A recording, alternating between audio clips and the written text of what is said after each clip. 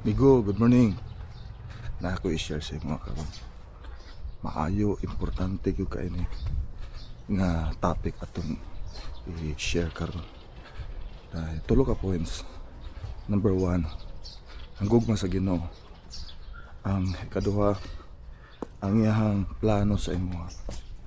Ug ang katulo, kung sa iyahang plano sa umaabot kanimo. Number 1. So mabasa na ito sa John 3:16 sa mga for God so loved the world that He gave His only begotten Son, that whoever believes will not perish but have everlasting life. Importante ka nagsuon na ako'y revelation, wisdom na isya. Ang gugma din sa Ginoo na kang Jesus. Kaya ang Jesus di ay, ang ngalan ng Jesus is salvation of God. God's salvation, Jesus. So, sa may nana, luwason rin kaniya. Ang imo lang buhaton ginugdigsoon, migo, is imo lang siyang dawaton.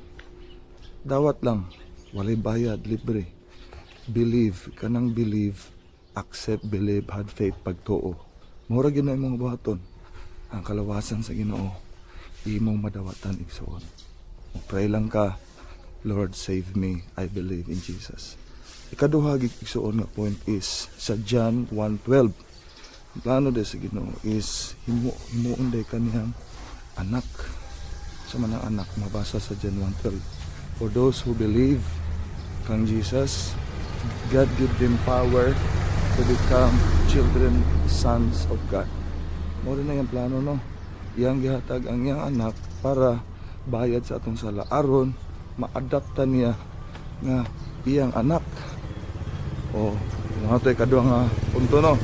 Ang ikatulo nasa John 14:3-4. So gisulti dito, ingon dito nga si Jesus niya nga, in my Father's house there are many mansions, so I go to prepare a place for you.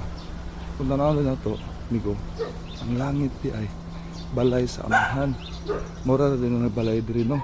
Ngayon papuyon, iya lang mga anak. So kinahanglan day so may mo kang anak. Ang iya kang papuyon sa iyang balay. Kung dili ka anak, dili ka papuyon. Di ba diri? Dili ta pwede mo puyo sa balay nga dili nato, dili ato ang balay o dili ta anak. Di ba? So inga nga sa langit. Ang langit dahil kay puloy anak. Ang puyo dito, amahan ug mga anak ray makapuyo. Dili pwede ang walay relationship. Manang importante kay ang relationship, migo. Okay.